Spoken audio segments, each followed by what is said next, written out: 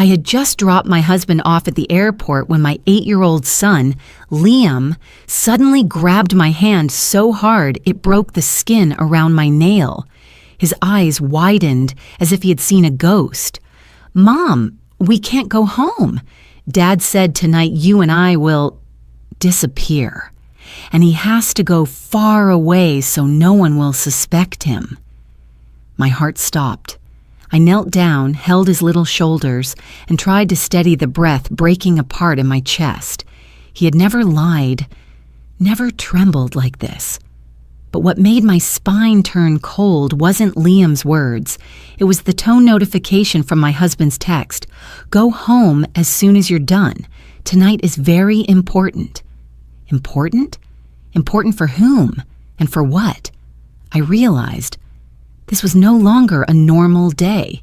If you're still listening, tell me where you're watching from. Every comment you leave is another mark in this journey. And if this story has touched you, don't forget to hit like so it can reach even further. I am Avery Morgan, recently turned 58, living in the suburbs of Charlotte, North Carolina, a place I once believed held nothing but peace, late afternoon sunlight, and the sound of children playing in the cul-de-sac. I had just dropped my husband Darius at the departure terminal of Charlotte Douglas Airport. He said it was only a 2-day business trip, one of the many he had taken over the past few years. I held Liam's hand, planning to head back to the parking lot, go home, heat up the chicken soup still sitting in the pot, and try to finish off a long day. But Liam's eyes froze. My steps. He wasn't playful, wasn't chatty, wasn't talking about school like usual. He stood still as if a spotlight had pinned his fear in place, his tiny hand squeezing mine until it hurt. "I heard Dad talking on the phone this morning," Liam whispered, staring at the floor as if trying to recall every word. "Dad said he needs to clear the house, no more obstacles, so we can start over." I listened, but couldn't make sense of it. Each word felt like a rock sliding down a mountain, crashing into the next, sending a violent rumble through my chest. Liam had never said anything like this. He was a sensitive child, observant but never one to make things up. I wanted to reassure him, to believe he misunderstood. But the fear in those brown eyes wasn't something an 8-year-old could fake. I tried to smile, though my voice shook slightly. "You must have misheard, Liam. Your dad makes work calls all the time." He shook his head immediately, sharp, decisive, painful enough to make my heart clench. "No, Mom, I heard right. Dad said tonight you and I will disappear. Dad said he has to go far away so no one will suspect him." My chest burned as if someone had poured boiling water inside it. I opened my phone by reflex, and that moment sent a chill through me. Darius's text had just arrived. "Go home as soon as you're done. Tonight is very important." Important? Important for whom? Important for what? I tried to swallow, but my throat felt packed with dust. For months I had felt something was off with Darius, but I pushed it aside, like a woman trained her, whole life to endure, to keep a marriage steady, the way women of my generation were taught to preserve a family. He started locking his phone, coming home late, blaming endless meetings, strange calls in the middle of the night that he took outside on the porch, whispering, his hand trembling, though he'd smile thinly at me. "Don't worry, it's work." I wanted to ask Liam more, but my throat wouldn't let sound out. I squeezed his hand and pulled him toward the parking lot. I could not let anyone in the airport see how badly I was shaking. "Liam," I said once we were inside the car, "you remember everything clearly?" He nodded without hesitation. "Dad also said they have to do it quickly tonight, because starting tomorrow, Dad will be free." Free. That word struck my mind like a metal bell. I started the car but didn't drive toward home. By an instinct I didn't know I had, I turned the opposite way onto the highway. I needed space. I needed time. I needed to know whether I was afraid of something real or scaring myself. But then my phone lit up again and again. Darius sent 3 more messages. "Are you on your way home yet? Why aren't you answering? Don't drive around. Go straight home." The tone of those texts was wrong, urgent in a way that made the back of my neck prickle. Darius was usually indifferent toward me. He had forgotten anniversaries, birthdays, everything. He never cared whether I got home on time. I began to tremble. "Mom," Liam whispered, "if we go home tonight, you won't wake up." I had lived long enough to know when a child's fear was real, and a mother's fear, sharp as a knife, forces belief whether she wants it or not. I turned into a residential street 3 blocks from our house. The oak trees cast shadows across the windshield. The quiet was so heavy I could hear my own heartbeat. I shut off the lights, pulled the sunshade down, and looked at Liam. "Baby, I believe you, but we need to see with our own eyes to be sure." "No, Mom," Liam grabbed my arm immediately. "Don't go near the house. Dad isn't Dad anymore." I didn't know which hurt more, that sentence or the possibility that I had slept beside someone who saw our lives as disposable. I exhaled slowly. "We won't go inside. We'll stay far, just to observe, okay?" Liam hesitated, then nodded, tears sliding down his cheeks. I held his hand while driving the long way around to the back street, where the roof of our house could be seen through the trees. But our car stayed hidden. I parked under 2 tall pines, a patch of complete darkness, just a few hundred feet from home, but far enough to avoid being spotted. I turned off the engine, turned off everything. Silence swallowed us. "We'll wait here for a bit," I whispered. "I just want to be sure. Then we'll figure out our next step." Liam leaned against me, trembling. I wrapped my arm around him, holding him close. I once believed I knew everything about life, marriage, safety, trust, but sitting in that old SUV on a dark street behind our house, I felt every belief in my life begin to fracture. Minutes ago, I was an ordinary wife, an ordinary mother. Now, I was a woman praying that what I was about to witness wasn't real, but my intuition, the one I had buried for years, told me things were worse than I imagined. I looked at the clock. 10:04 p.m. Wind brushed against the car windows. Liam held his breath, staring out into the night, his eyes wide as if trying to pierce the darkness for answers. I did not know that in just a few minutes, my life and my son's life would change forever. What I was about to see would not only destroy the home I had built, but reveal the true face of the man I had once vowed to spend my life with. And this was only the beginning. The darkness swallowed the quiet street where I parked. I sat still, letting the cold night air seep through the cracked window, numbing my skin. From the back seat, Liam leaned gently against my shoulder. He didn't speak, but I could feel his quick, shallow breaths. A child's fear never lies. It's so real, adults should feel ashamed for not believing sooner. And in that heavy silence, memories reopened like pages, sharp and unforgiving. I began recalling the recent months, the strange signs that appeared piece by piece, like shards of glass I had stepped over without looking. Darius used to be carefree with his phone, leaving it in the kitchen all day. But recently, he changed passwords constantly, even tilting the screen away from me so I couldn't see. When I jokingly asked, "What are you hiding?" he snatched the phone from me so fast it startled me.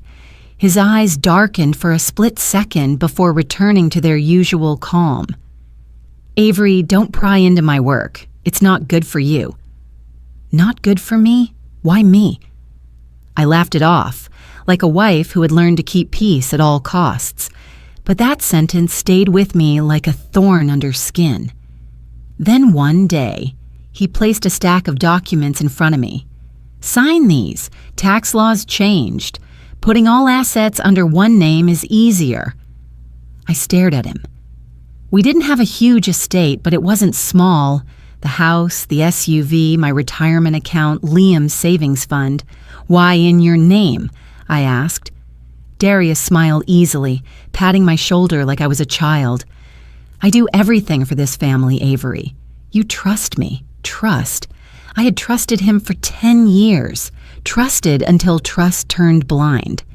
I signed, not out of confidence, but out of exhaustion.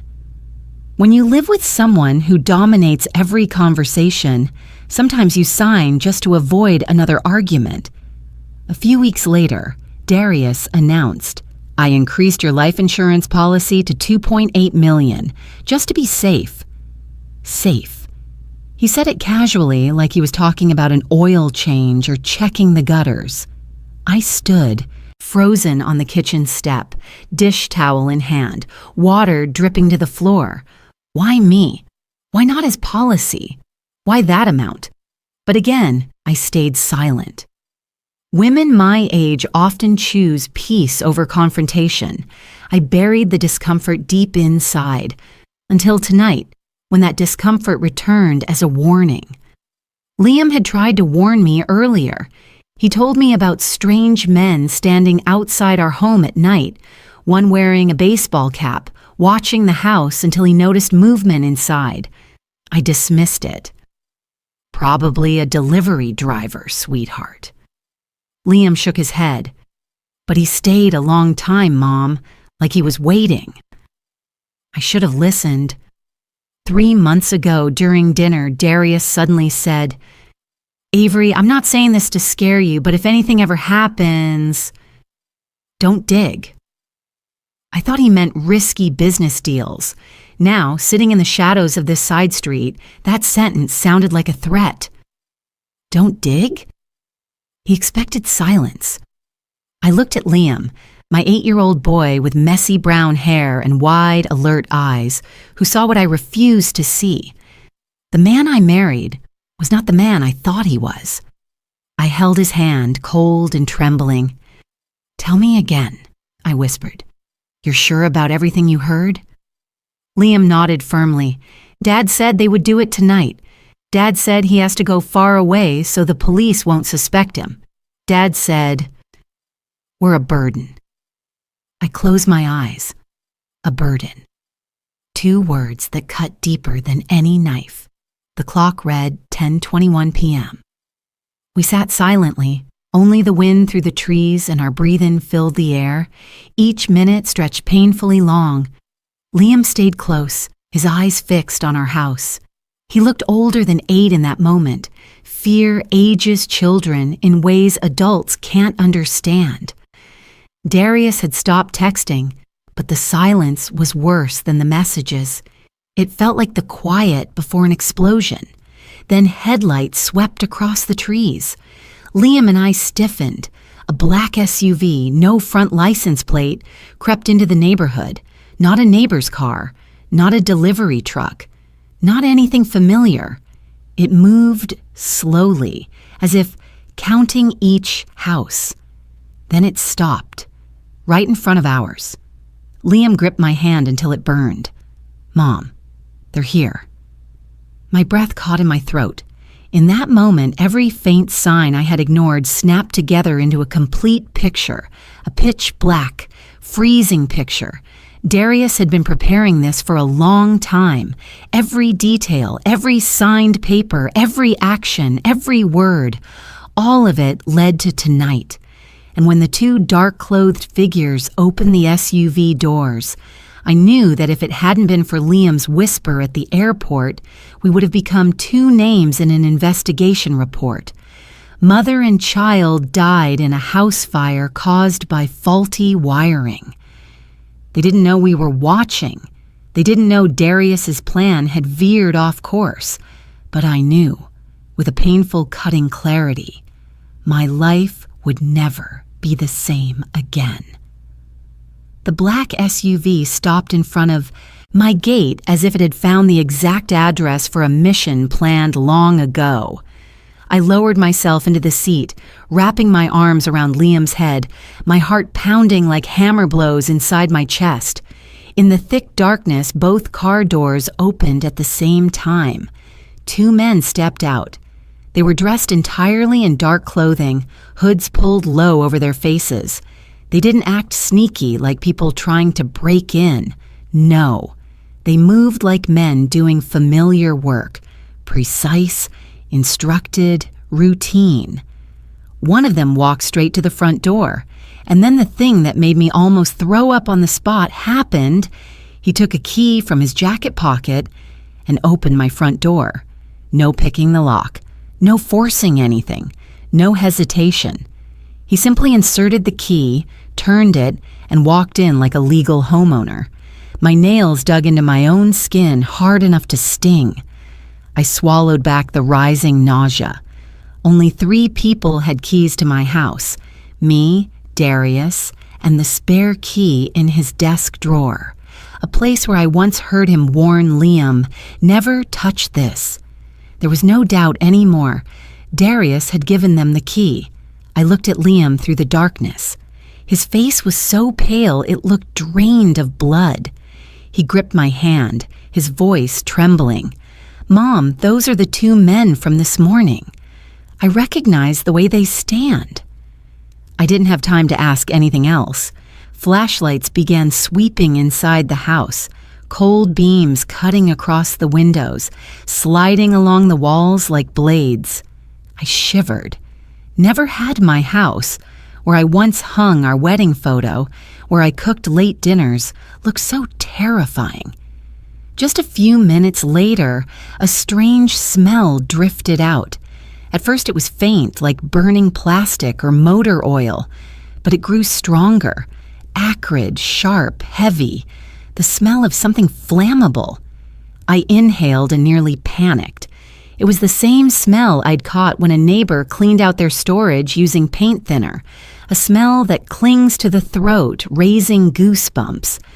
The feeling of standing at the edge of a nightmare tugged me downward. "What are they doing?" I whispered to myself, though the answer had already flashed through my mind, clear and brutal. Liam whispered, his voice shrinking, "They're pouring something on the floor." Then the flashlights went out. A horrifying silence fell. I don't know how long each second lasted in that silence. My hands were shaking so badly I could hardly hold the steering wheel. Then suddenly, a flare of orange light burst inside the house, like someone had lit a giant match. My mouth fell open, then a muffled pop. A burst of flames erupted in the living room, so bright I saw it reflected on Liam's face.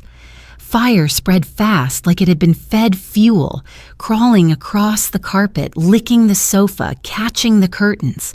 Within seconds, my living room, where I had just drunk tea last night, became a roaring pit of fire.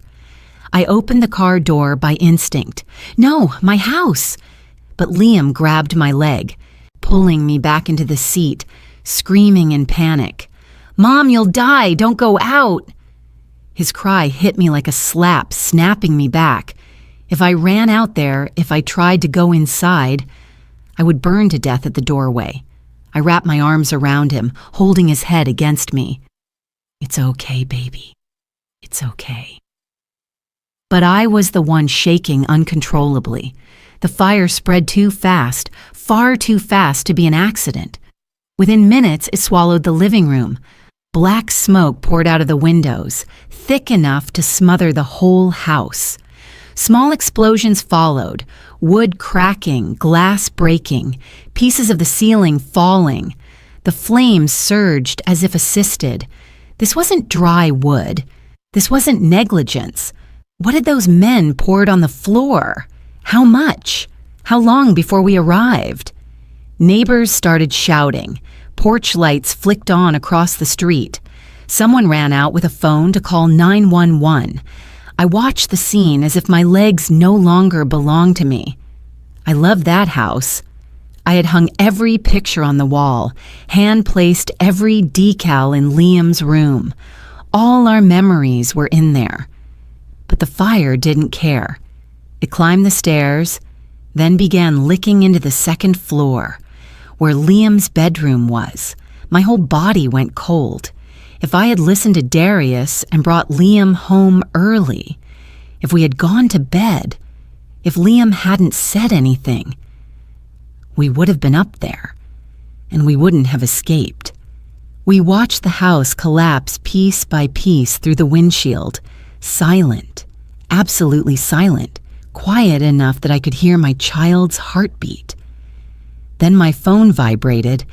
A familiar notification chimed in the smoke-filled air. I picked it up as if holding hot coals. A message from Darius, just a few words. "Sleep well, you two. Text me when you get home." It felt like a cold blade plunged into my chest. He knew we should be asleep. He believed we were inside. He believed the fire would take care of the rest. And now he was sending a message to create the perfect alibi, the caring, innocent husband. I read the text 3 times and still couldn't believe his audacity. I wanted to scream, throw the phone into the windshield, call him and ask if he had any conscience left. But I couldn't do anything. Liam looked up at me, eyes full of tears. "What did Dad say, Mom?"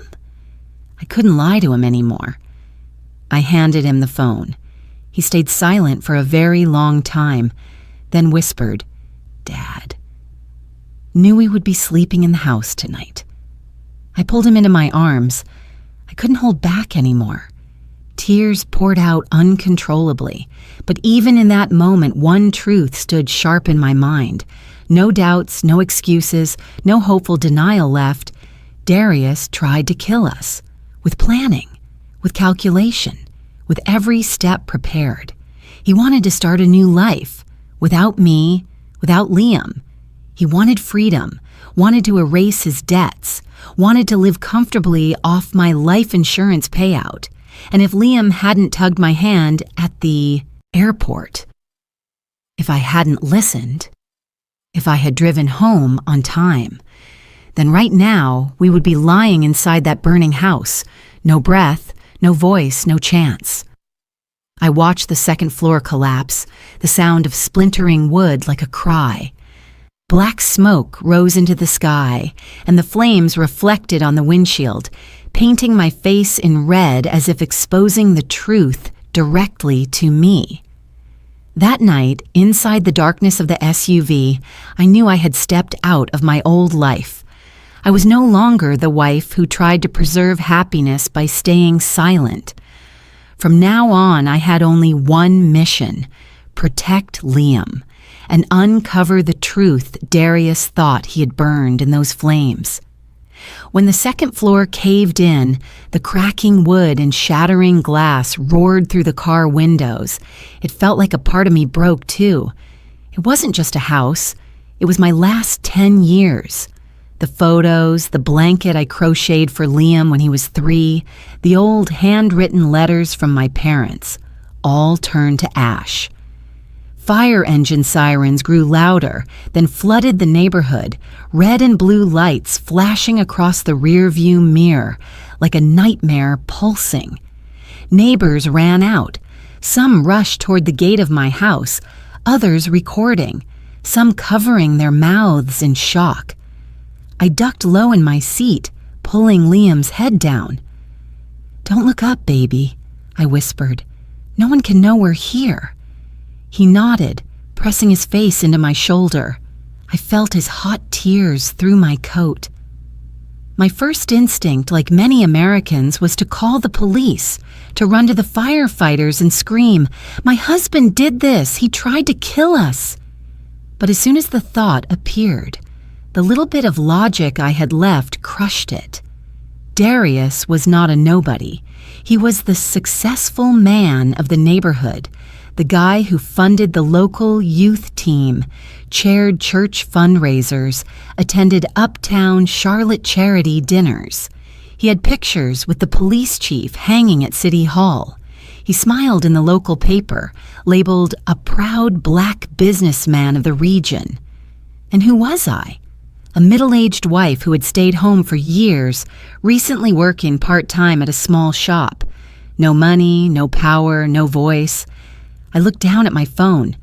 The only evidence I had was one message. "Sleep well, you two. Text me when you get home."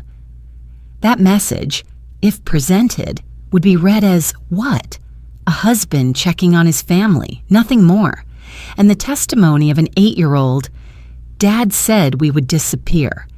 Against Darius's expensive attorney and his polished reputation, I could already hear their argument. "Your Honor, this is simply a frightened child imagining things after a traumatic fire." I bit my lip hard enough to taste blood. We had nothing. If I showed up now, Darius could flip the entire story, paint me as an unstable wife, imagining threats after losing her home. I had seen too many cases like that on the evening news. No, I couldn't go to the police, not yet. I wiped my tears, turned fully toward the back seat, held Liam's shoulders, and made him look into my eyes. "Listen to me, Liam. From this moment on, we don't let anyone know we're alive. No neighbors, no friends, no one at all. Do you understand?" His lips trembled, but he still nodded. I just need you," he whispered, "as long as you're here." That sentence squeezed my chest tight. I pulled him into my arms again, took a deep breath, then backed the car out of the dark space between the two pine trees. I had to get away before the fire truck lights swept toward where we were. I drove like someone sleepwalking, turning through familiar curves that suddenly felt strange tonight. I avoided the main roads, sticking to small streets, weaving through other neighborhoods. Charlotte at night was gentle like a tired animal. Warm porch lights, seasonal decorations, flags hanging by doorways, all of it the complete opposite of the panic rolling in my chest. Liam began to drift off in the back seat, his head nodding with each bump. The child had just escaped death less than an hour ago. No child should ever have to go through a night like that. I couldn't keep driving without a destination. I needed a place. I needed a name. I needed a hand I could hold when the world had just collapsed under my feet. And then, like someone flipped a switch in my mind, I remembered my father. Not the father of today. The father from years ago, before he died of a heart attack, before his knees gave out, before he sat in the recliner in my living room and said something I had laughed off at the time. "If one day you are truly in danger, go find Carlton Rao." Back then, I answered, "Dad, you watch too many detective shows." He laughed, but his eyes weren't joking. He opened his wallet, took out a small piece of paper with a phone number and 2 lines. Carlton Rao, attorney, and an address in the Midwood area. He folded it and pressed it into my hand. "I don't trust Darius," he said quietly. "I hope I'm wrong, but if one day something feels off, you call this. Don't ask much, just call." I had kept that paper in my wallet in the compartment I rarely touched. For years, every time I cleaned my wallet, I found it, shook my head, and said, "Dad worries too much." I never thought the day would come when that paper would be the only lifeline I had. Now, in the middle of the night, on an empty road, I switched on the car light and opened my wallet with shaking hands. Receipts, membership cards, old photos of Liam, and then, in a small back pocket, the yellowed paper. My father's handwriting was still clear, leaning slightly to the right. Carlton Rao, attorney with a phone number and an address. I stared at it for a long moment. I felt split in two. One half wanting to throw the paper away and pretend none of this had ever happened. The other half knowing that if I didn't dial this number, I might not live long enough to regret it. I chose the second, half. My hands shook so badly I had to dial twice. The phone rang, once, twice, 3 times. Each ring stretched out like a whole year. Just when I was about to hang up, a low, firm female voice answered. "Hello, Law Office of Rao." I stayed silent for a few seconds. When I finally spoke, my voice sounded like it belonged to someone else. Hello, I'm Avery Morgan. My father is Dale Morgan. He used to..." The other end went quiet for half a beat. Then the woman's voice sharpened, alert now. "Dale's daughter? You finally called." A short pause. "I'm Attorney Rao, Carlton Rao. Avery, where are you right now?" My heart pounded. My father didn't just talk to this woman once. He had prepared more than I realized. I'm driving near downtown, my house. My house just burned down. My son and I almost... I couldn't finish. The next words tangled into strangled sobs. She didn't comfort me, didn't gasp, didn't panic. Her voice stayed steady, as if she was used to calls made in desperation. "Listen to me, Avery. Are you alone?" "I'm with Liam, my son." "Is your husband there?" I swallowed hard, answering with a hoarse voice. "No, he's on a business trip out of state. He's the one who wanted us dead." Again, she didn't interrupt or judge. I heard the scratch of a pen on the other end, like she was taking notes. "All right. Avery, listen carefully. Drive straight to the address I'm about to text you. My office is in Midwood. Do not stop anywhere. Do not visit anyone. Do not tell anyone where you're going. Put your phone on silent and absolutely do not call your husband. Clear?" Her tone wasn't a suggestion. It was a command. Yes, I understand." "Good. I'll be waiting there. The door will be locked. Cameras are on. Ring the bell once. I'll open it. And Avery..." "Yes?" "You did the right thing by calling. Dale would be proud of you." I burst into tears the moment the call ended. The road to Midwood felt longer than usual. I merged onto the interstate, then back into smaller roads, following the map's directions. Liam dozed in the back, clutching the stuffed dinosaur he took everywhere. Charlotte drifted past the windows like a slow film. Drive-through restaurants still lit, a few cars at gas stations, neon billboards flickering. No one knew that inside an old SUV passing through, there was a woman who had just lost her home and her husband. Not by death, but by truth. Midwood at night was quieter than I remembered. The area was full of old brick houses, small coffee shops, and family-owned stores. The GPS guided me to a 2-story red brick building on a corner with a tiny brass sign, Rao and Associates, Legal Counsel. I parked by the curb. It was close to midnight. The building wasn't flashy like the law offices on TV. Only a warm yellow light glowed from a frosted window on the ground floor. A camera pointed directly at the porch. The front door had 2 layers, a glass door with a steel latch inside and a heavy wooden outer door that looked sturdy enough to trust. All of that should have comforted me. But in the state I was in, it only made me feel like I was truly stepping into another world, the world my father had feared I'd one day face. I gently shook Liam. "Liam, wake up. We're here." He rubbed his eyes, looking around sleepily. "Where is this, Mom?" "A place where someone can help us." I took his hand and we climbed the steps together. My hand trembled as I pressed the doorbell. In less than 10 seconds, the lock clicked.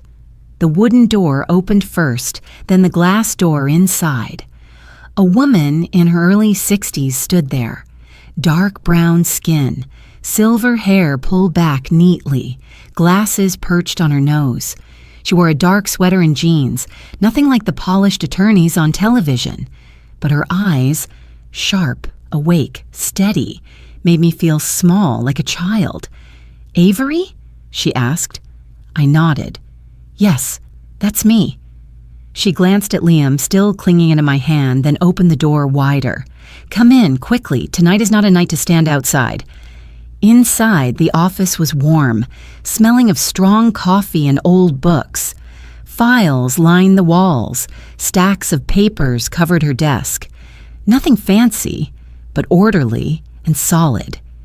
She locked the door, tapped something on a control box near the wall, probably the security system, and gestured, "Lay the boy on that sofa. There's a blanket there. He needs to sleep, and you sit here." I did as instructed. Liam curled up the moment he lay down, exhausted. I covered him with the blanket, smoothed his hair, then returned to the chair across from the desk. Attorney Rao sat, clasped her hands, and looked directly at me. "All right, Avery, start talking. From the beginning. Don't leave out anything, even if it seems small." I took a deep breath, and I talked.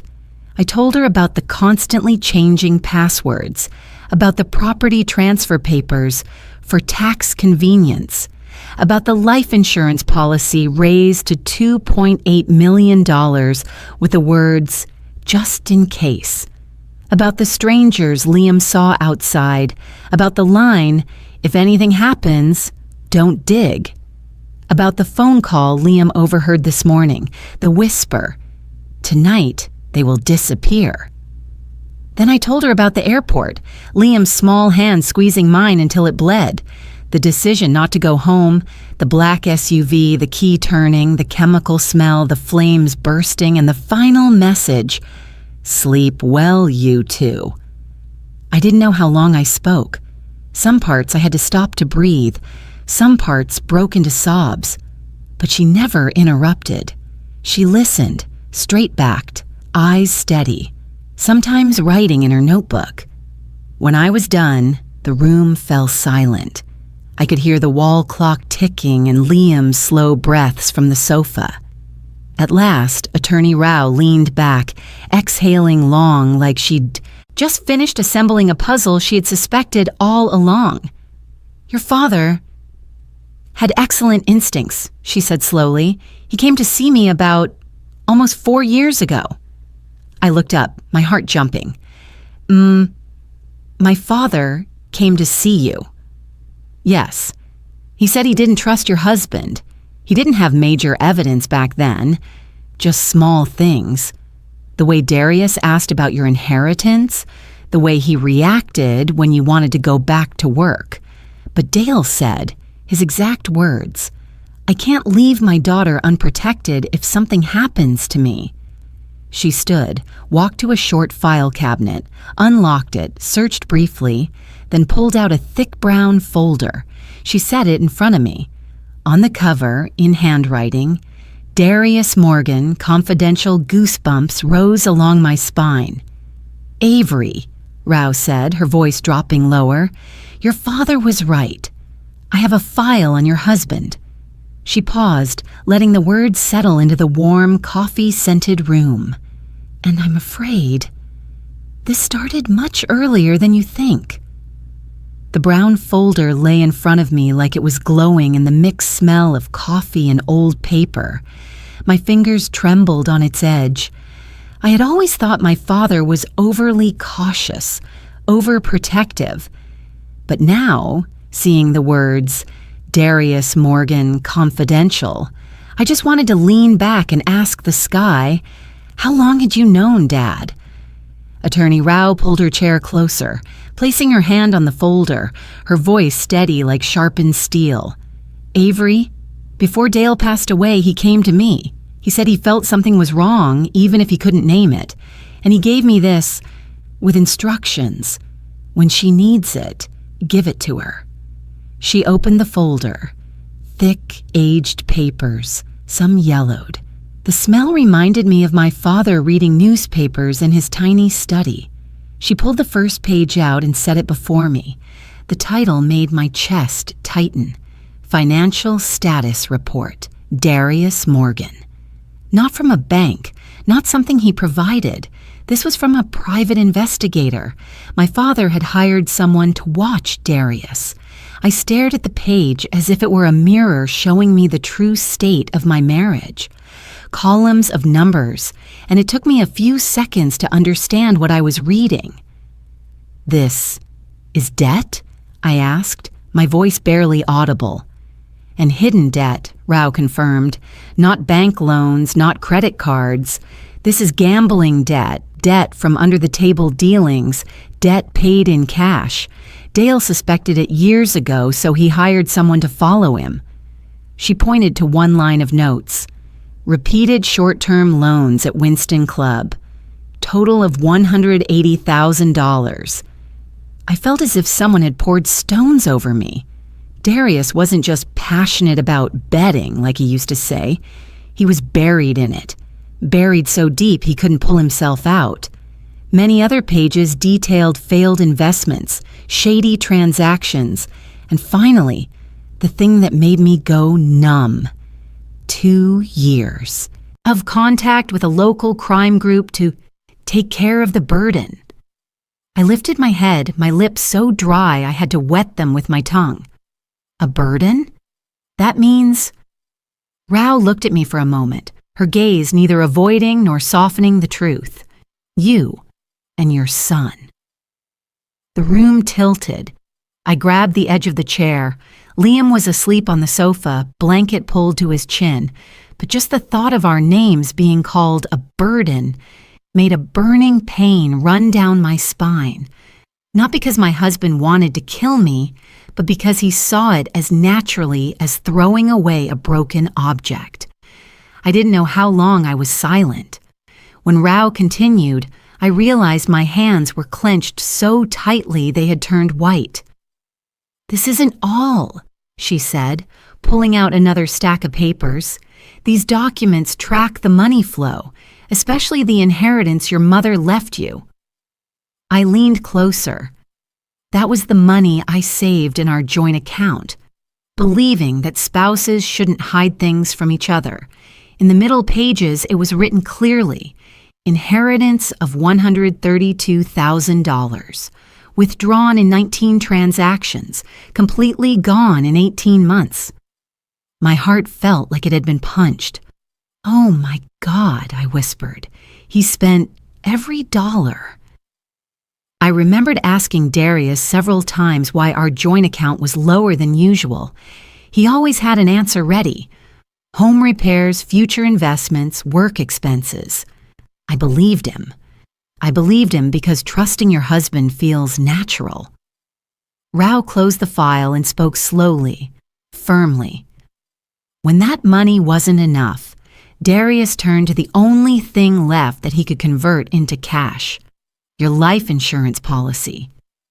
$2.8 million. She emphasized each word. Was enough to clear the debt and start a new life. With someone new. Without you. Without Liam. I burst into tears. Not the choked sobs from sitting in the car watching my house burn. This time, the tears poured out like they had waited a long time to escape my chest. Betrayal isn't one stab. It's 1,000 tiny needles piercing every memory, every family dinner. Every night I stayed up sewing his loose buttons. Every moment he lifted Liam and called him the light of my life. All of it turned into smooth lies. I buried my face in my hands, my shoulders shaking. Liam, sensing something, stirred and opened his eyes. He saw me crying, jumped off the sofa, and ran to me, wrapping his small but determined arms around my neck. "Mom, don't be scared. I'm here." That sentence, on that night, felt like a small hand gripping my soul tight. I held him close, kissing his hair. He didn't understand everything, but he sensed his mother's pain, and that made my anger burn hotter. Rao let us hold each other for a moment, then spoke. "Avery, now you need to stay calm and listen. You have a major advantage. You're alive. But that alone isn't enough to charge Darius. To end this, we need solid evidence. Actions, instructions, transactions, hired men. Everything must be strong enough to bring him to court without giving him room to turn it around. I wiped my tears, forcing my breath to steady. But where is the evidence? The fire burned everything. Rao shook her head. Not everything. Men like Darius are careful. They keep a portion for themselves in case the people they hired turn on them. In the old investigation notes, there was mention of a lock inside his desk. I cut her off, my heart tightening. The third drawer, on the right. I've seen him lock it, but I never had the key. That could be where he kept documents about the people he contacted. Notes, cash transaction records, a secondary phone, anything. And just one of those things is enough to turn the whole case. I looked at Rao, my mouth dry. But the house burned down. Fire burns wood faster than metal, she replied. A small safe, a metal compartment, or a lockbox could still be intact. And even ashes can speak, Avery. People who stage a crime scene always leave mistakes. The issue is, we must get there before anyone else comes back to erase the evidence. Her meaning was so clear I felt nauseous. We had to go back to that pile of ashes. We had to find what Darius didn't have time to destroy. Liam was still holding my arm, watching me with worried eyes. I inhaled deeply, forcing myself to stay steady despite my racing pulse. Rao, do you think we can do it? She didn't answer right away. She folded the file, pushed it gently toward me like handing over a piece of fate. Avery, she said, her voice low but strong, you are not just a victim. You are a survivor. You know better than anyone what's being hidden. You escaped a death he was certain of. You still have your son. The two of you witnessed what no one else saw. She looked straight at me. If anyone can pull the truth out of those ashes, it's you. I held Liam's hand, squeezing it lightly. Yes, I was alive, and I was no longer alone. That night, in the small office in Midwood, with the hum of the air conditioner and the thick smell of coffee, I understood what my father had probably known for years. To save my child, I had to face the fire, this time with the truth. And the truth was in the place I once called home. I couldn't sleep that night. Even though my body was exhausted, my mind felt stretched like a tight string. Every time I closed my eyes, I saw flames climbing the walls, the two men entering the house with a key, the message from Darius lighting up the screen. Each image made my chest seize. Rao didn't force me to rest. She only said, as she handed me a warm glass of water, Avery, tomorrow night we go back. Tonight he's still busy pretending. Tomorrow night the men he hired will think everything is done. I nodded. We had only one chance to find the evidence. If Darius returned to the scene before we did, he would erase everything. The next night, right on time, we stood at the edge of the small forest behind the houses, where a dirt path ran behind the neighborhood. A path I used only when taking Liam to collect pine cones. Now it was an escape route, a re-entry route, the only route without cameras. Rao led the way, short but solid, her steps firm on the fallen leaves. I held Liam's hand. His hand was so cold I had to rub it to warm it. The thin moonlight through the trees made the path look dusted with silver. "Mom, are you sure it's safe?" Liam whispered. "It's not safe, sweetheart, but it's necessary." I squeezed his hand. He didn't say anything else, just walked closer to me. He'd grown up too much since that tragic night, too fast for an 8-year-old. We exited the trail and reached the fence behind my house. The floodlights from the firefighters were gone, and the police had left that morning. The house stood silent, blackened, burned down like an abandoned skeleton. The left wall had collapsed. Part of the roof had fallen in, exposing a large gap into the second floor. But just as Rao predicted, Darius's office on the second floor hadn't completely fallen. A corner of the room remained, though the walls were scorched. Rao scanned the area, whispering, "Let's go, no one's watching now." We followed the fence and slipped through the smallest break. The burnt smell in the wind made me dizzy. I didn't know how I managed to walk back into the place that had almost killed me and my son, but my feet kept moving. The kitchen door was mostly charred. The frame tilted, pieces of wood falling as I pushed it lightly. We stepped inside, crunching over broken tiles and thick ash.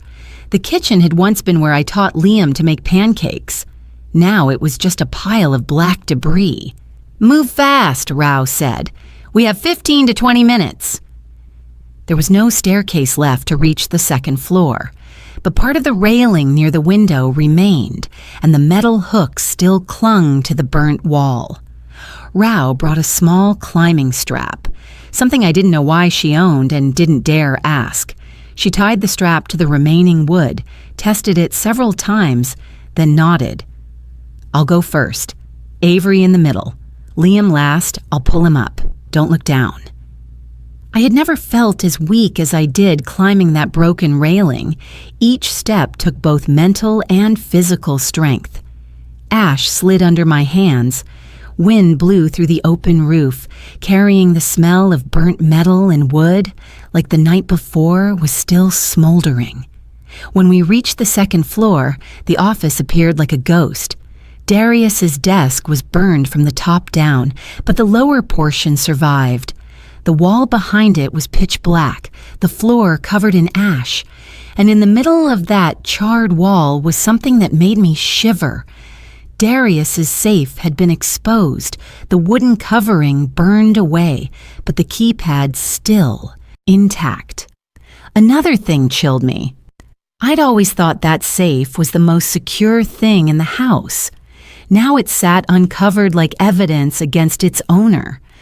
Rao signaled for me to hurry. I looked at the numbers, my hand trembling.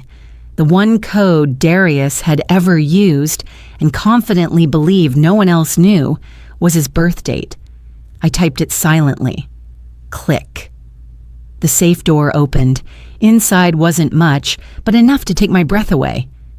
Bundles of cash wrapped in rubber bands, several SIM cards for untraceable calls, a BlackBurner phone charred on one corner but intact, debt documents, some with burned edges but mostly readable. Rao quickly gathered everything into the fireproof bag she brought, checking each item. "This is only part of it," she said. "Darius definitely kept a backup somewhere else." Before I could react, Liam tugged my sleeve. "Mom, here." He pointed to the burnt floor. A square piece of wood sat slightly offset from the rest, easy to miss without looking closely. I knelt, brushed away the ash, and lifted the plank. Underneath was a hidden compartment. My heart tightened. All these years living with him, I never knew there was a secret space under his office. Inside were a rough, old brown leather notebook with lightly burned edges, a thick envelope filled with receipts and handwritten notes, a small memory card. Rao opened the notebook first. On the first page, Darius's familiar handwriting cut me like a blade. Plan. Resolve the burden before October. It felt like someone slapped me across the face. Every loving word, every promise, all looked like ash-covered lies now. Rao flipped through.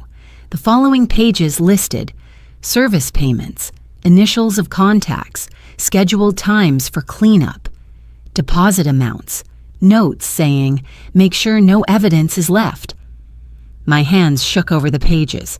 Every stroke of ink pierced the last thin layer I used to shield him. He's just stressed. He's just different lately. He'll be better. No. He wasn't changing. He was revealing himself. Rao closed the notebook and looked at me, her gaze sharp but not cold. "This is exactly what we need." But just as she finished speaking, a sound froze my blood, the front door being shoved open, then heavy footsteps on the burned floor. "Someone's here," I gasped. Liam clung to my arm, trembling. Rao motioned for absolute silence, then whispered, "The cabinet over there, quick!" We slipped into a half-burned wooden cabinet in the corner. Only half the door remained, but the darkness hid us well. Ash swirled as I pulled Liam close. 2 male voices echoed, familiar ones, the same men who set the house on fire that night. The cops didn't find the bodies. The boss said to come back and check for anything left. No way, 2 people asleep inside, fire like that, they'd be gone. He said he's not convinced, told us to sweep the office again. The office. I let out a breath, my hand gripping Liam's shoulder so tightly, he turned his face up to me, as if trying to reassure me back. Their footsteps climbed the temporary stairs, the sound of breaking wood snapping under their weight. A beam of their flashlight swept across the room, only a few steps from the cabinet we were hiding in. I heard my heartbeat in my ears like a pounding drum. One of the men said, "Hey, the safe is open." "No way, we didn't touch it." "Someone got here first. Watch out. Maybe they're still alive." I held my breath. Rao stayed completely still like a statue. Liam pressed his face against my chest. One of the men's feet stopped right in front of the cabinet. I thought I was about to faint when, "Ah!" A loud scream came from the porch on the first floor. A woman's scream, sharp, chilling, not the scream of someone in danger, but a scream meant to warn. The 2 men jerked back. "Someone's downstairs! Go!" Their footsteps pounded down the stairs. The door slammed, then silence. Rao slowly cracked the cabinet door open. She was breathing hard, but her eyes were still razor sharp. "Move. Now. They'll come back."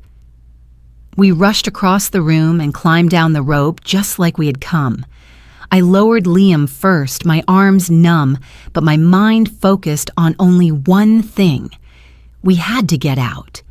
When my feet hit the ground, I turned to look at the house one last time. The blackened walls stood like witnesses to a crime. And also, the place where the truth had been pulled out of the ashes. Rao grabbed my arm, urging, "Run!" We ran through the trail and into the trees. Behind us, an engine started, and headlights swept across the area as if searching for something. If Rao hadn't yelled to distract them, we might not have had a chance to escape. When we reached the parking lot where she had left her car, I leaned against the door, gasping. Liam wrapped his arms around my waist, pressing his face into my stomach as if to make sure I was really still here. Rao started the engine, her voice strangely calm. "Avery, tonight you found something most people never get the chance to hold, the truth." She glanced at the bag holding the notebook, the phone, the papers. "And this truth will save both of you." I turned to look out the window, toward the pile of ashes swallowed by darkness, and I knew. From that moment on, I was no longer the woman who ignored the signs.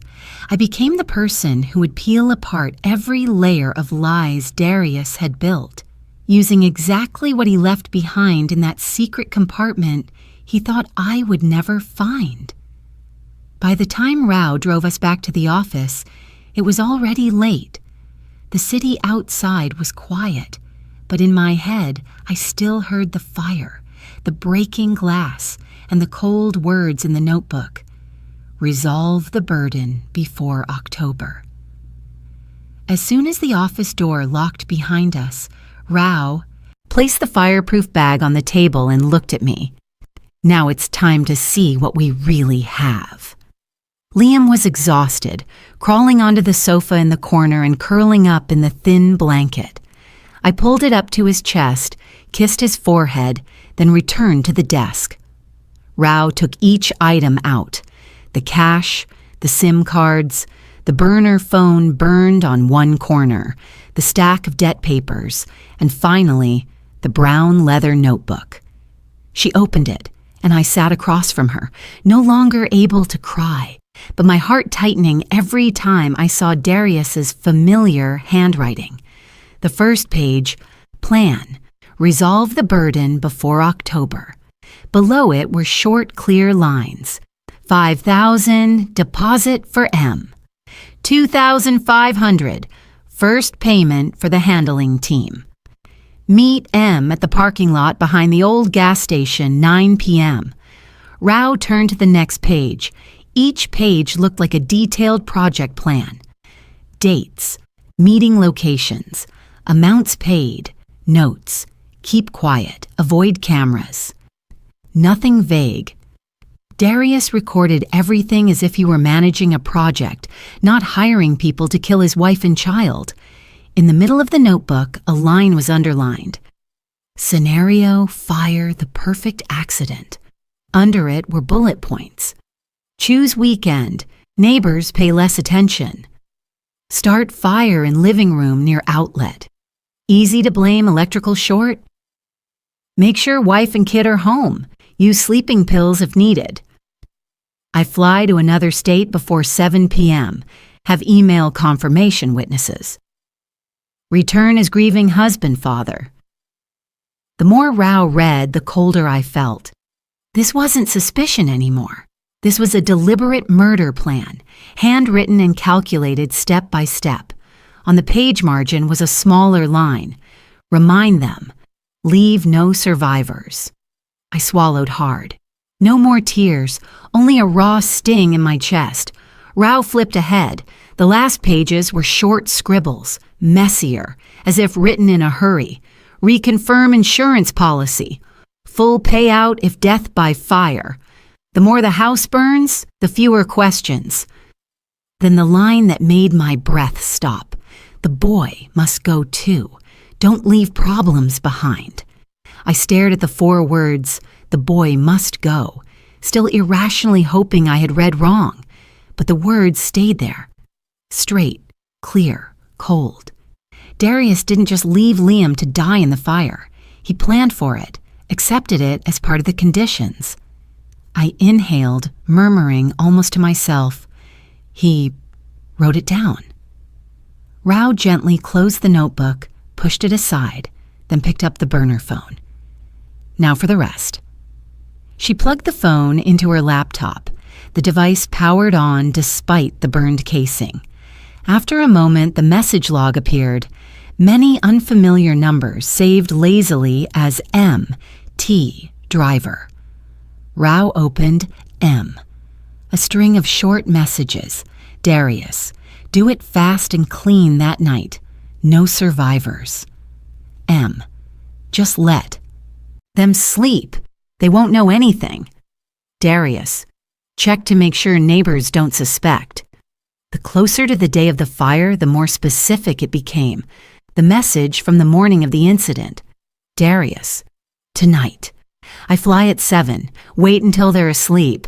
No survivors, not even the boy. My throat tightened. It wasn't Liam's assumption.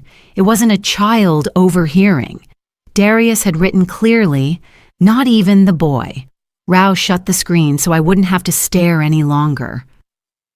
Legally, this is extremely serious, she said, but I want a criminal investigator to give his assessment. She made a call. I only heard fragments of it. She mentioned my father, mentioned evidence of a murder for insurance plan. About an hour later, a man arrived at the office. He introduced himself. I'm Hendrix Walker, private investigator, formerly with the State Investigative Division. Carlton told me about your case. He shook my hand, his eyes direct, his voice straightforward. Rao laid out the notebook, the debt papers, and the laptop, summarizing everything again. Walker read every line carefully. He didn't comment much, just nodded or frowned occasionally. Finally, he looked up. "In terms of evidence," he said slowly, "we have a handwritten plan, payment transactions to the hired group, messages showing clear intent to kill his wife and child. Context: the fire, his trip out of state, the high-value life insurance." He looked at me. "With this, we can absolutely build a serious criminal case, not just at the state level. Federal involvement is possible because this includes insurance fraud and organized crime." I thought relief would come. Instead, I mostly felt tired. Tired because the evidence in front of me both helped me and shattered the image of the man I lived with for 8 years. Rao asked, "But there's still risk, right?" Walker nodded. "Someone like Darius will hire an excellent lawyer. They'll say the notebook is just fantasy written under stress, no direct action taken yet. They'll try to separate him from the arsonists, argue that they acted beyond the agreement, claim he had never intended to kill his family." I cut in, my voice hoarse. "But he wrote no survivors, not even the boy." Walker nodded. "Yes, it's very strong, but a skilled lawyer will still twist it. Talk about threats from debt collectors, impaired judgment, psychological stress. If we only rely on documents and messages, there's enough gray area for them to create doubt." He leaned back, speaking clearly.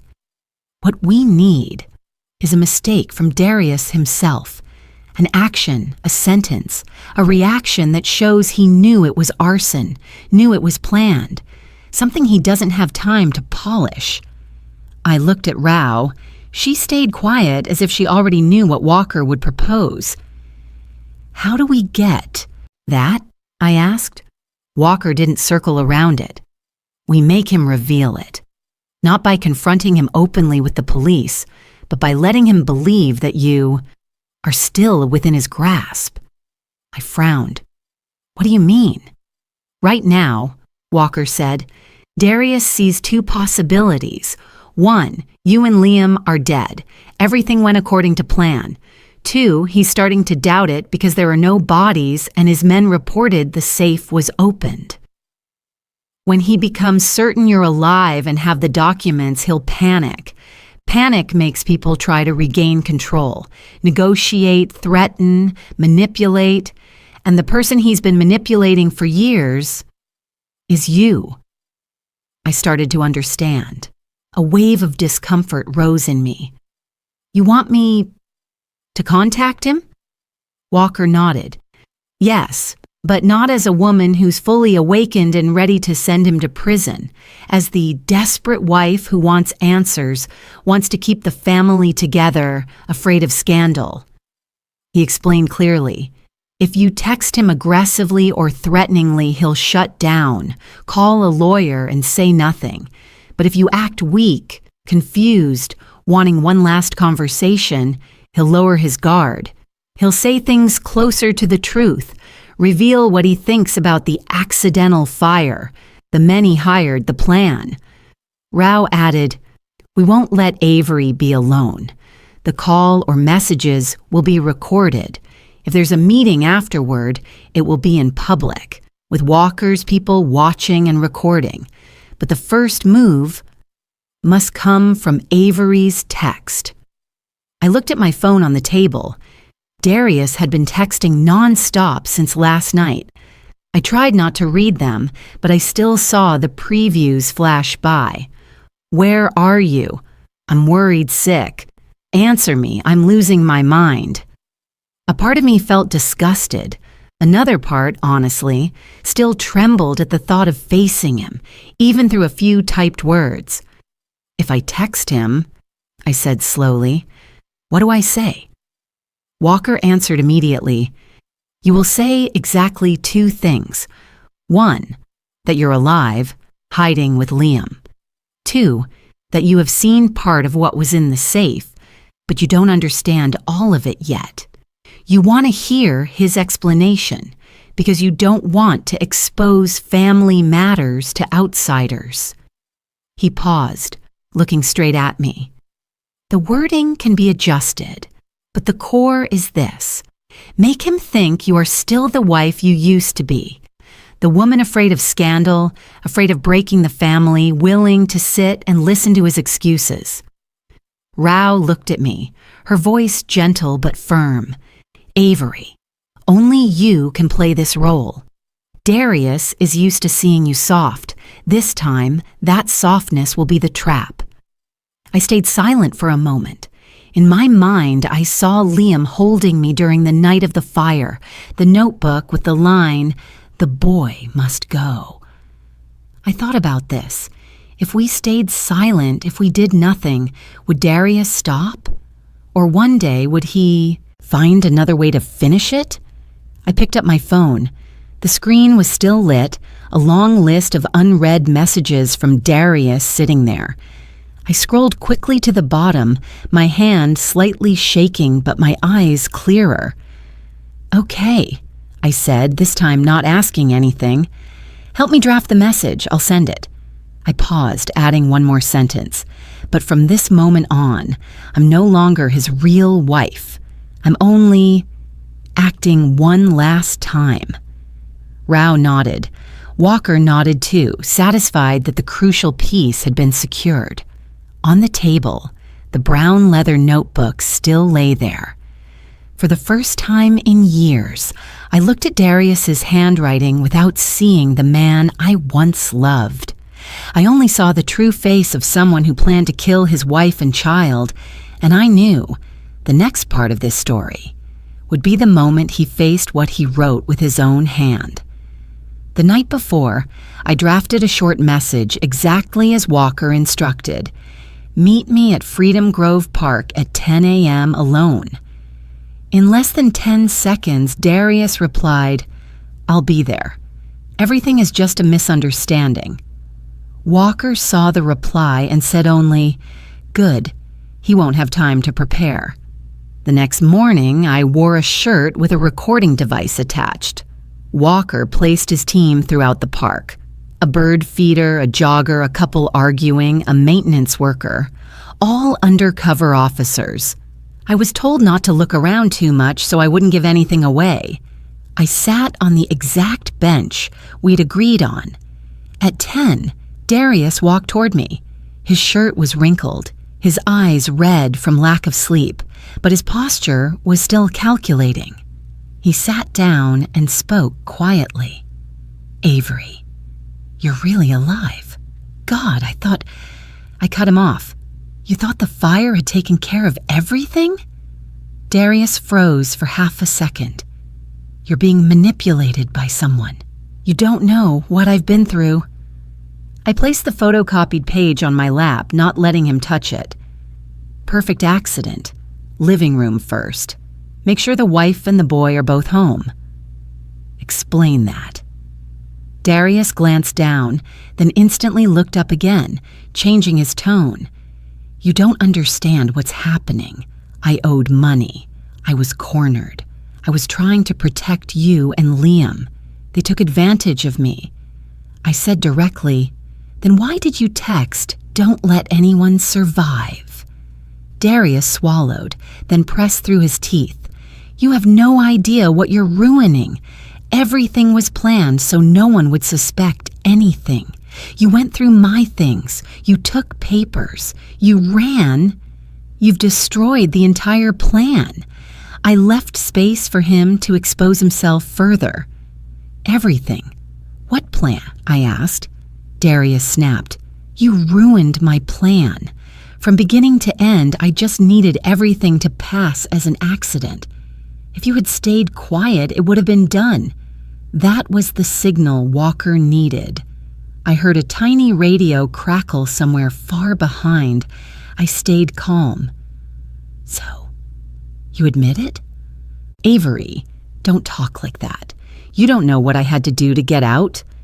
I tilted my head. "By burning the house while your wife and child were asleep?"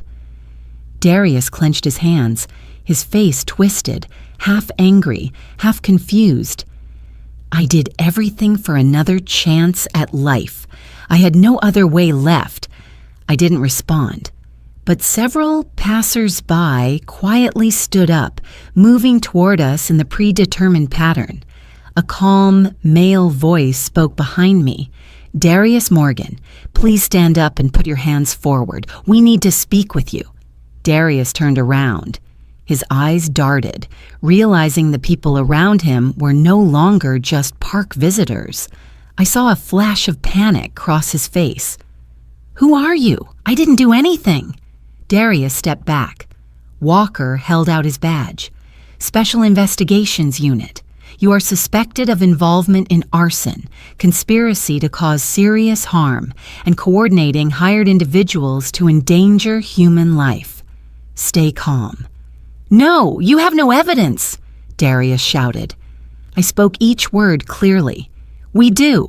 The notebook and the burner phone you hid." Darius looked at me like he wanted to tear me apart, then turned to run. 2 officers lunged, but he dodged too quickly. I stood up abruptly, not fast enough to move aside before he turned back, grabbed my arm, and yanked me close, a thin knife pressed against my neck. "Back off, all of you!" he screamed. The officers froze. Walker lifted both hands. "Darius, don't do this. Put the knife down. No one wants to shoot you." "Shut up," Darius yelled. "She's coming with me. Nobody moves." I felt the blade press a little deeper, but I kept my voice steady. "You're not going to do it. You've never done anything yourself. You always hire someone else." Darius flinched. An instinctive reaction. That split second was enough. A short, sharp crack rang out. Darius screamed, dropping the knife.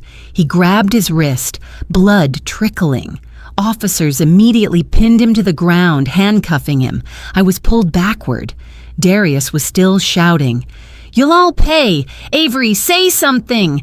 You know I didn't mean—" I watched as he was shoved face down on the concrete, legs kicking uselessly. No confidence left, no calm, no charming mask he used to fool everyone. A female officer read the rights. "You have the right to remain silent." Darius looked around, seeing everyone staring at him. No sympathy, no surprise, only the eyes of people witnessing the bare truth of who he really was. I stood still. No mercy, no explanation, no stepping in. In that moment, I realized, from now on, I don't belong to fear anymore. Walker approached, his voice steady and sure. "You did very well, Avery. Everything he said was recorded. He's not getting out of this." I only nodded. There was nothing more to say. Darius was dragged past me, still yelling, "Avery, you'll regret this. Listen to me." I turned away. He no longer had the right to touch a single second of my life. For the first time in years, I saw Darius completely powerless. No control, no excuses, no chance to perform as the doting husband. Only the truth, and the truth, finally stood on its own. Darius's arrest right there in the park immediately opened the path for a federal investigation. The evidence from the safe, the burner phone, and the notebook was submitted to the prosecutor the same day. Walker said briefly, "With this much, he's not getting out." Right after, a wider search warrant was issued. Investigators collected more bank transaction data, credit card statements, life insurance records, and loan records in Darius's name. Everything matched the notebook entries. The 2 hired men were arrested early the next morning. One of them confessed immediately. He gave us the house key. He said his wife and kid would definitely be home that night. He said make it look like an electrical short. He paid half up front. The rest after the insurance payout. The statement was fully recorded with a court-appointed attorney present. The prosecution kept everything. Darius's lawyer immediately requested a meeting to negotiate. Rao said plainly, no amount of money can undo what he did. They were forced to bring the case to trial. The trial opened within 2 months. Darius appeared in an orange prison jumpsuit, hair trimmed, face tight with tension. His legal team argued mental instability, pressure from criminal groups, and requested a psychological evaluation. The prosecutor read a list of 14 charges aloud to the entire courtroom: first-degree attempted murder, 2 counts of intentional arson, insurance fraud, federal conspiracy to commit fraud, money laundering, association with organized crime, asset concealment, witness intimidation, and several smaller counts. Darius's lawyers fought back. Our client was under financial duress, psychologically unstable, and threatened. The notes in the notebook were imagination, not actual conduct. The prosecutor displayed the text messages on the large screen.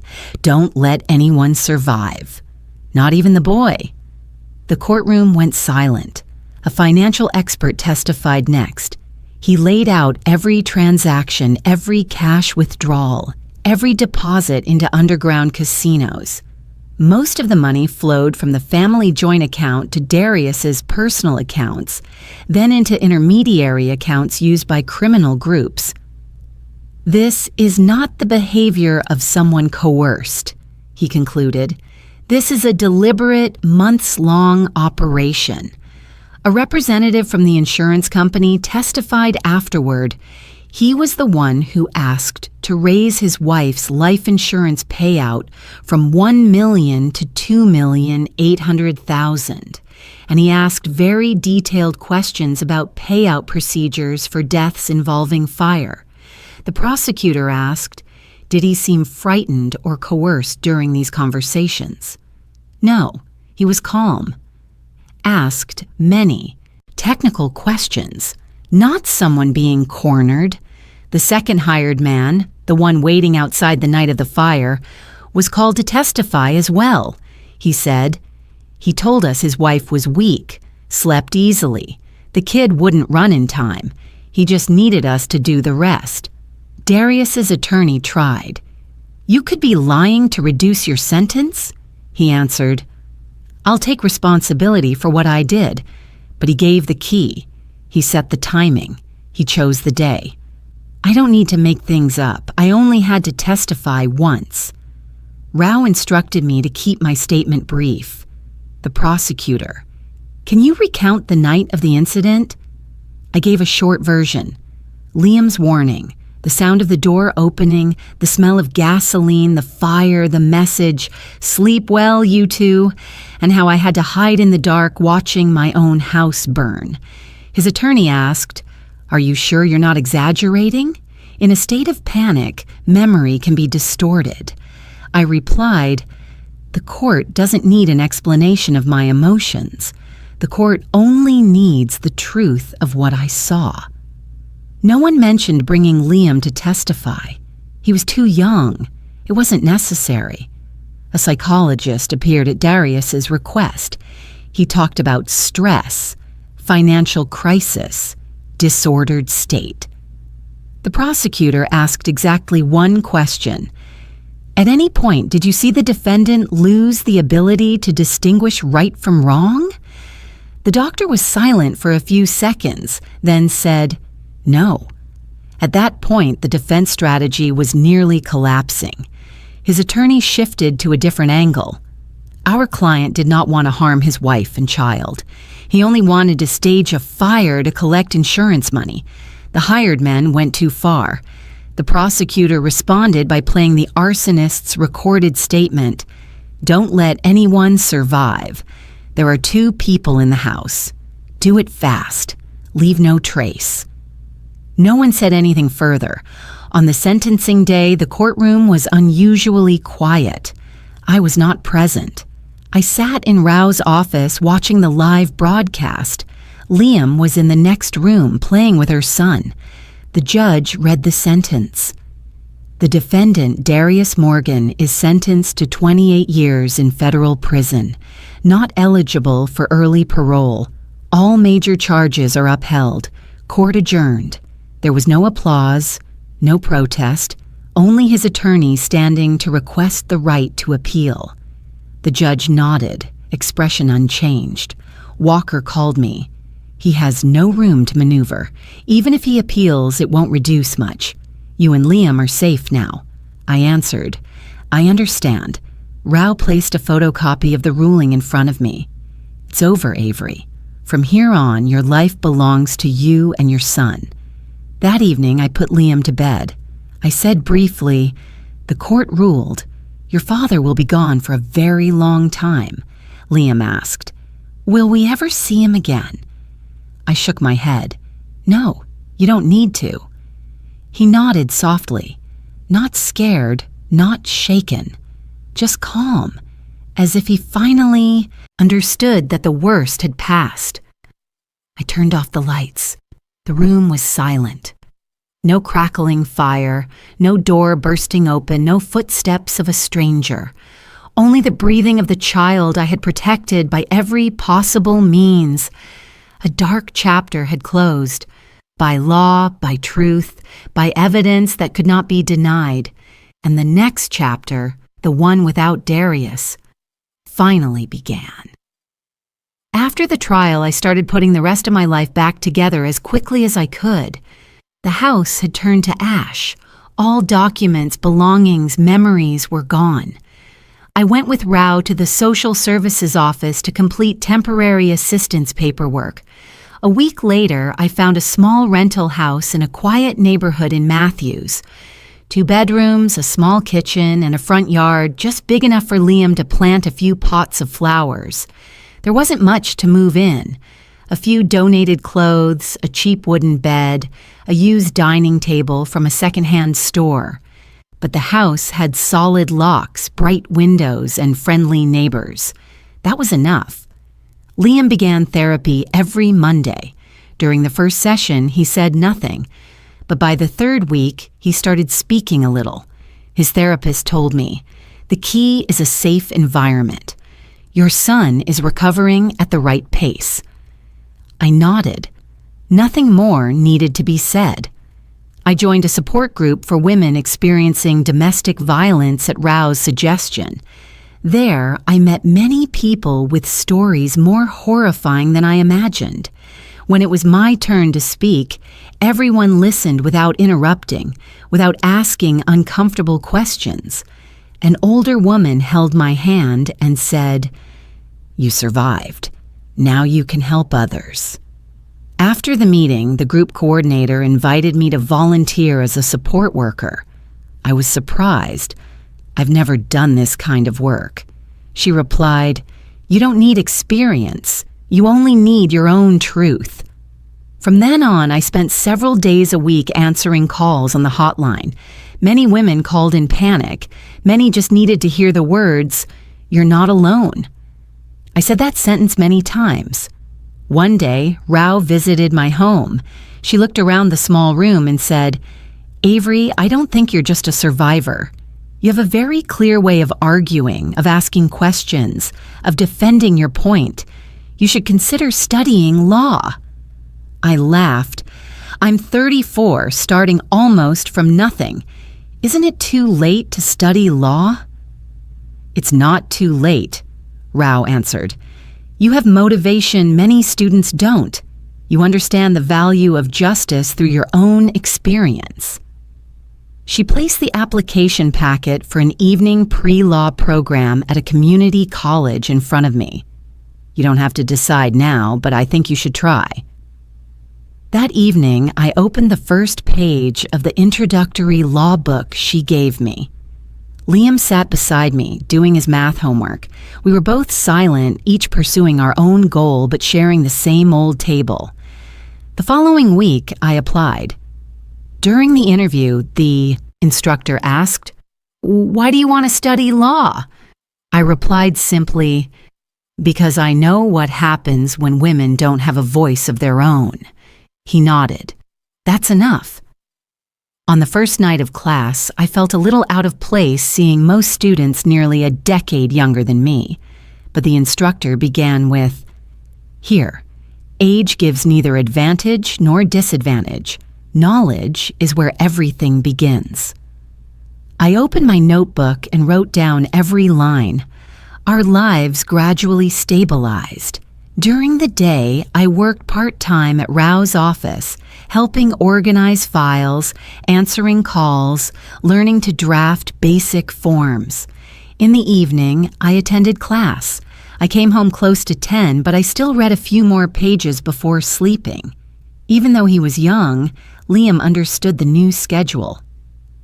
"When you finish school, what will you do?" he asked. "I want to help people like me." "Like Ms. Rao?" "Something like that." He just nodded and said, "I'll do my homework next to you so you won't be lonely." From then on, every night he pulled up a chair beside me, reading or coloring. About 6 months later, I was officially invited to work part-time as a legal assistant. Rao said, "I'm not giving you special treatment. You're good at this, that's all." I thanked her. Not for the job, but because she showed me I could go farther than I ever thought. Liam began sleeping better, the nightmares almost gone. I no longer flinched at every sound near the door.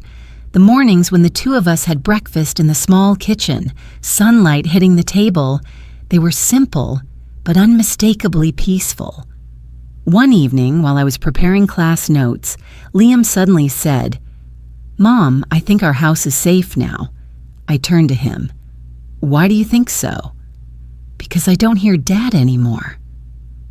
I gently squeezed his shoulder. No explanations, no corrections, just accepting that he had come a long way. A year after moving, I spoke at a conference on domestic violence prevention. When I finished, a young woman came to me, eyes filled with tears. "Because of you, I had the courage to leave last night. If you could do it, I can too." That was all I needed to hear. That night, I came home late. Liam was already asleep. I set my bag on the table and looked around the small house. Not luxurious, not fully furnished, but everything in it was my choice. I sat down, opened my book, and continued writing my essay for constitutional law class. Every line, every note, every recorded lecture reminded me that this new life was moving in the right direction. No more shouting, no more threats, no lingering smell of smoke in my memory. Only the two of us, and a path opening ahead. A life rebuilt from ruins, but steady, clear, and determined by me alone. It was the first time in years that I understood what peace truly meant. 3 years passed faster than I expected.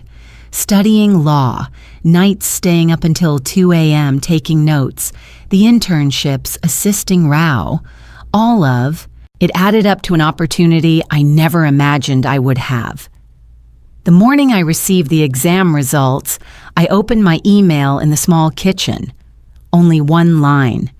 "Congratulations, you passed." I froze for a few seconds. No crying, no cheering. I just exhaled hard, closed the laptop, and picked up the phone to call Rao. "I passed." "I knew you would," Rao replied. "Come to the office tomorrow to complete the onboarding. We have work to do." The next day, I officially signed with Rao and Associates as a new attorney. No big celebration, no party. Rao simply handed me a file. "Your first case. A mother of 2, abusive husband, restraining order violated. You'll come with me for the interview." I nodded. The first case led to the second, then the third. Most of them were women facing financial control, threats, manipulation, or stalking. Many brought their children, holding them tight as if they were the only solid thing left. During consultations, when they said, "I don't know where to go," he said, "If I leave, I'm scared my kids will be hurt." I responded with short, clear sentences, just as Rao taught me, "We'll protect you." There are legal ways to stop him. You and your children are not alone. No one in the room knew my past except Rao and Walker, but every time I said, "You're not alone," I knew the words were not only for them, they were also for the version of me 3 years ago, the one who sat trembling in the night watching my house burn. Liam is now 12. He's taller, his voice deeper, his eyes steadier. He no longer panics at loud noises or startles when someone knocks. He still goes to therapy once a month as part of his recovery, but the doctor says he has surpassed expectations. One afternoon, I came home from work and saw Liam wrapping a small gift box. "What's that, sweetheart?" I asked. Liam handed me the box. "A gift for you. Congratulations on becoming a lawyer." I opened it. Inside was a metal keychain shaped like a book. Engraved on it were the words, "For the strongest woman I know, Liam."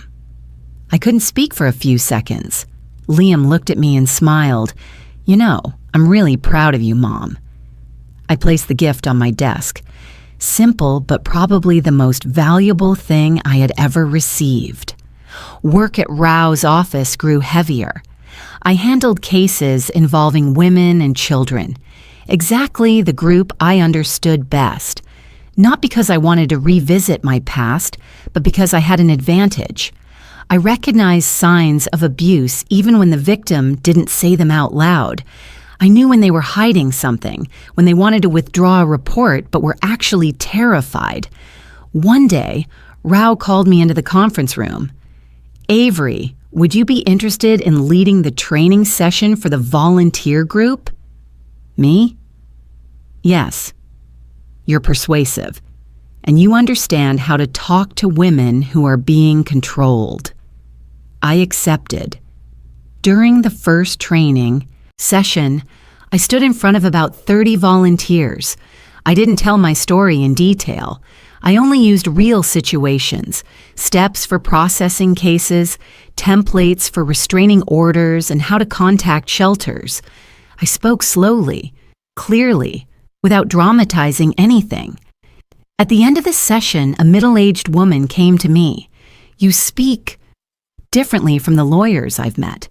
Shorter, more decisive," I replied, "because I know delays sometimes cost lives." She stayed silent for a moment, then nodded firmly as if something finally made sense to her. A year later, I was assigned the most complex case, a mother and her 9-year-old daughter who had fled from another state. The husband was hunting them, had money, had connections, and was extremely dangerous. Rao said, "I want you to take this. You handle crises well." We met the mother and daughter in a shelter. The little girl held her mother's hand tightly, her eyes wide and alert. The mother spoke softly. "I don't know who to trust anymore." I handed her my office card. "Start with me."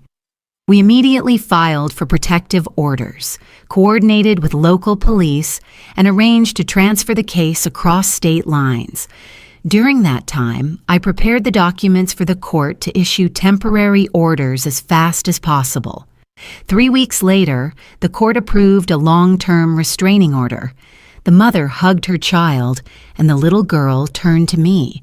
"What do you do for work?" I smiled. "I protect people like you and your mom." That was the moment I understood that everything I had gone through wasn't only to survive. It was so I could stand where I stood that day. One late evening, while I was preparing a presentation for a legal conference, Liam walked over and leaned against the doorway. "Mom, are you tired?" "A little," I said, "but I'm okay. Why aren't you asleep?" Liam came closer and looked at the stack of documents. "You've helped so many people. You're doing exactly what you're supposed to do." I looked at him. 3 years earlier, he used to hide behind my back in fear. Now he was the one reminding me of the purpose I was following. "You've changed a lot too, Liam. Because you're strong, so I know I'll be okay too." I didn't respond. I didn't need to. I just placed my hand on his head. Looking back, I realized something I had never said out loud. I was becoming the person I had needed that night at the airport, the night the house burned, the night I first hid in Rao's office.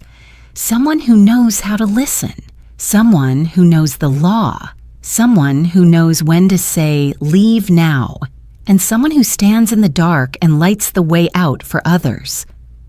On the day I signed the contract to officially become an associate attorney at the firm, Rao said to me, "You've gone far beyond anything Dale ever hoped for, and I think he would be proud." I replied, "I'm only trying not to waste the opportunity he left for me." Rao smiled, "No, you're creating opportunities for others." My new life didn't have dramatic or glamorous moments. It only had long workdays, late nights of studying, thick case files, and the sound of Liam's footsteps in the hallway of our small home. But it was what I chose, what I built, what I protected. I knew I had stepped out of the darkness, and I knew I would help pull many others out with me, because if I could survive, they could too. And that was the only promise I wanted to keep. Forever. 5 years after the fire, my sons and my life had changed so much that if I didn't look back at the old legal documents, I might not believe what we had lived through.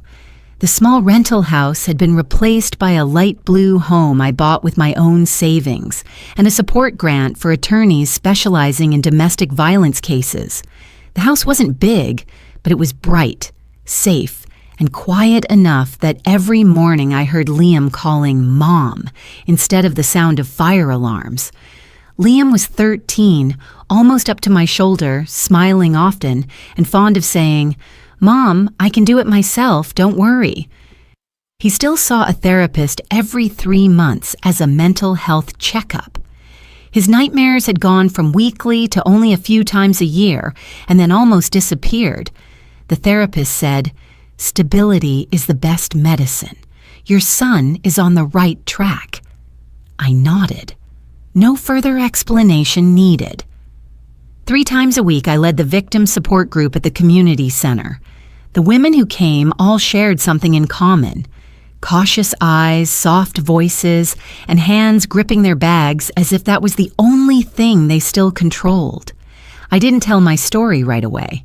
I just sat beside them, offered water, and let them choose their own moment to speak. One Friday afternoon, the center was busier than usual. A young woman sat across from me, shaking so much she had to hold her cup with both hands. When I asked, "Are you safe now?" she only nodded and then burst into tears. I handed her tissues and said simply, "We start from here. You already did the hardest part, stepping out." That sentence wasn't poetic encouragement. It was a truth I had once learned with my own life. At the end of October, right after I finished a meeting with the federal attorneys about expanding a hotline for minors, Liam stood at the office door. "Mom, are you done?" I packed the files, locked the cabinet, and walked outside with him. The late afternoon sun lit the freshly cut grass, and he carried 2 cups of homemade juice. We had barely sat on the wooden steps when Liam suddenly asked, "Are you happy, Mom?" I turned to look at him. It wasn't a random question from a kid. He meant it seriously, like he needed to be sure of something. I answered with the simplest truth. "I am. More than I ever thought I could be." Liam nodded, smiled, and rested his head on my shoulder for a moment. He didn't say anything else, but I understood. He just needed to know I was okay.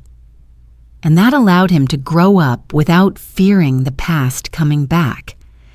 My first case of the new year was protecting a mother of 2 who was being threatened by her husband. When I stood in court, I didn't shake anymore. I no longer felt like a victim trying to regain balance. I stated each clause clearly, cited each statute, filed for an emergency protective order, and presented the recorded evidence. The judge asked, "Attorney Avery, what do you propose to ensure the safety of the 2 children?" I answered immediately, "Transfer them to a shelter within 24 hours and request that the court allow police checks whenever needed during the first 30 days. When the hearing ended, the mother hugged me and said something I never forgot. "If I had met someone like you earlier, I wouldn't have been afraid for so long." I only replied, "Well, you've met me now, and I won't let anyone hurt you again." My life stayed busy, but it no longer felt like running. I knew I had passed the darkest point of my life when I could name everything calmly, without avoiding it, without trembling. One evening, while I was reviewing materials for a seminar, Liam came in and placed his hand on my shoulder. "Mom, if you hadn't run back then, I don't know where we'd be now." "But I did run," I said, "and now we're here." "I think you're stronger than anyone I know." "I only did what I had to do, Liam." "No, you did more than that." I looked at my son, the boy who once clung to me in fear at the airport, now standing steady in front of me, peaceful and grounded. I realized something I had never said aloud. I wasn't afraid of the dark anymore, because I had walked through it once and I knew the way out. In the 5th year after the tragedy, I organized a gathering for the victim support group. For the first time, I told my story fully, without avoiding anything. When I finished, the room was silent for a few seconds. Then one woman stood and clapped, then another and another, until the entire room stood. I didn't add anything. I didn't need to. I just bowed my head in thanks. At that moment, I understood that my story no longer belonged only to me. It belonged to every woman searching for a way out. I knew there would always be someone who needed to hear it, and I was ready to tell it whenever needed. Thank you for staying with me to these final lines. I don't know where you're from, what stage of life you're in, or whether you've ever faced darkness. But thank you for taking the time to listen to the story of a mother who almost lost everything. If you have thoughts, memories, or anything you want to share, leave a comment. I'd love to hear your story. And if you'd like to join me on future journeys, remember to like, subscribe, and follow so you won't miss any upcoming stories. Thank you sincerely. I wish you peace always.